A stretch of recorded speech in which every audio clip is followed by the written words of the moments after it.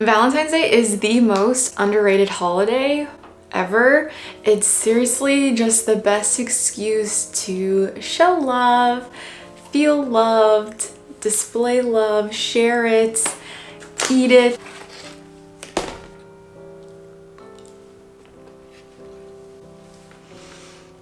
You can see I got on my perfectly cozy pajamas today because I'm feeling in the mood to be in the ultimate cute Valentine's Day reading mood. We've got the chocolates, we've got the flowers, we've got the heart-shaped pajamas, and we have a blind date with a book. One thing I love about blind dating with a book, that you really just have to go in, like just go all in. There is no turning back from here. I spent money on this and we have to read it no matter what it is. Now I do have a hint of what it could be. I still don't know what it is. I just know kind of like the genre, the theme. It is a YA romance fairy tale retelling, late 1600s France, first in a series but could be a standalone. And we have a competition for the hand of the prince. It could potentially be a Beauty and the Beast retelling, which would be my favorite thing to happen. But it also kind of sounds like the selection where we have competition for a prince. So Bachelor vibes maybe? How would there be a combination of the two in one book? I don't know, but you know me, I love YA, I love fantasy, and I love Beauty and the Beast and fairy tale retellings. So I'm pretty excited for what this could be and I wanted to unbox this with you. And like, let's just read together for the ultimate, you know, cutesy Valentine's Day. Okay.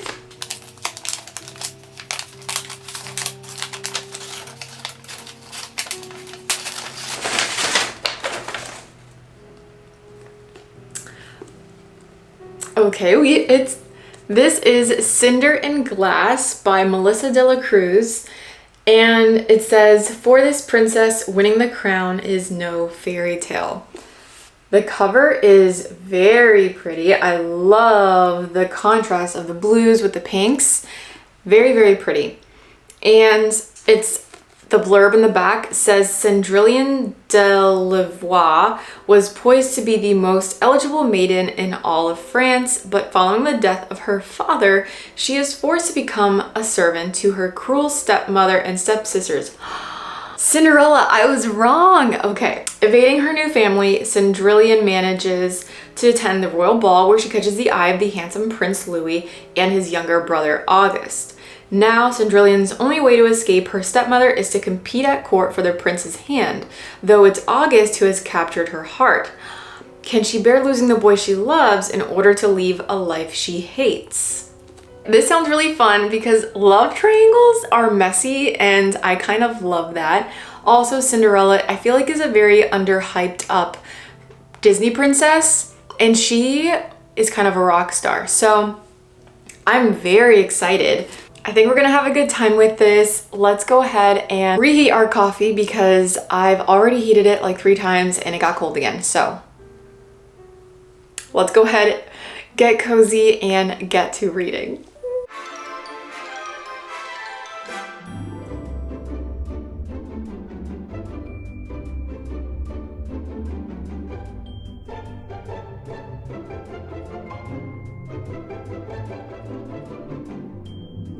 Honestly, I should have expected that this is exactly like Cinderella, at least the beginning. Yeah. So far, I want to pronounce it like French, but my French is so bad. It's just like high school and a year of college French. So we're gonna not butcher her name, but Cinderella. Essentially, the beginning is the beginning of the Cinderella story, but her father is still alive in this book. So we kind of get like the backstory of how she meets the stepmother, the stepsisters, and all of that. But then there's the twist because she also is a lady of court because her father is the advisor to the king. It's a little slow going, I think, again, because it is so similar to the fairy tale. I really just want to get to the good stuff. I've heard it is very similar to the Selection series by Kiera Cass, and I'm waiting for that to happen. So we'll see.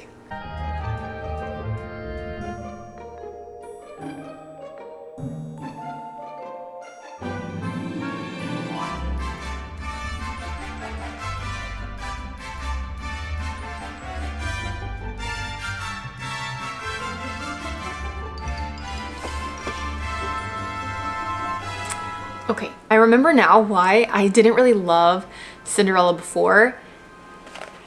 Stepmother.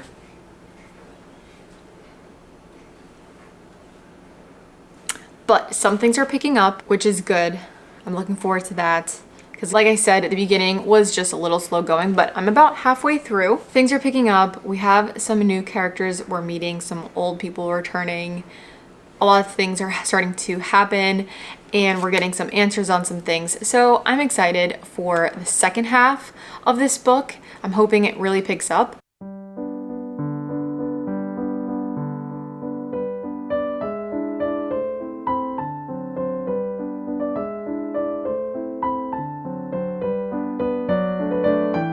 Honestly, not much has happened in the sense of crazy climactic things, but I'm on page 280. I only have a little bit left and something crazy just happened and I wasn't expecting it, so that's fun because again, this is a very predictable story, which is okay, still entertaining, but it's just taking me a little bit longer to read, and now it finally really picked up because something happened that I wasn't expecting, so that's fun. Also, how cute is this mug from Rifle Paper Co? My sister-in-law gave this to me and I just think it's the most precious mug, perfect for reading. Yes.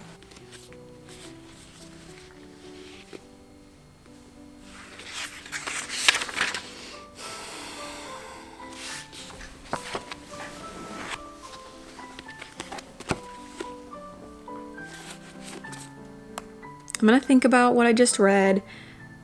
We will regroup and then I'll give you my final thoughts on Cinder and Glass. What are my final thoughts on Cinder and Glass? First off, I'm very happy I ended up picking this. I do want to say that it wasn't a waste of time. It was very entertaining. I've never read anything by this author before, Melissa de la Cruz. She has other books with similar themes. Snow White, I think this is Alice in Wonderland. So if you're interested in fairy tale retellings that's YA, I think that she may be someone you would want to check out. The overarching plot obviously is Cinderella, but there's also a competition that takes place with 25 ladies and the prince, and he gets to choose which one he wants at the end. So very much Bachelor, very much the Selection series, but there's also like a love triangle going on. So there's a bunch of subplots.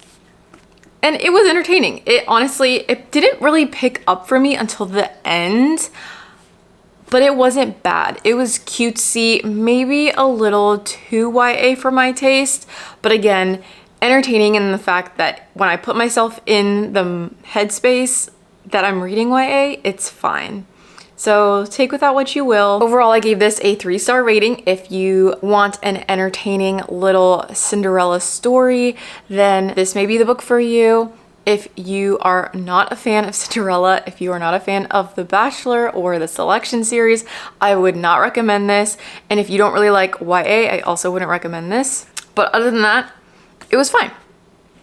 It was fine. Let me know what your thoughts are down below on fairy tale retellings. If you have any other recommendations, and on blind dates with a book, have you ever found a 5-star read with doing this? I don't know, because I have now done this I think 2 or 3 times. Haven't found a 5-star from it yet, but that's just me. So I would love to know your thoughts on that. And if you're looking for more videos, go ahead and check either one of these. But until next time, I will see you in my next video. Mwah. Bye!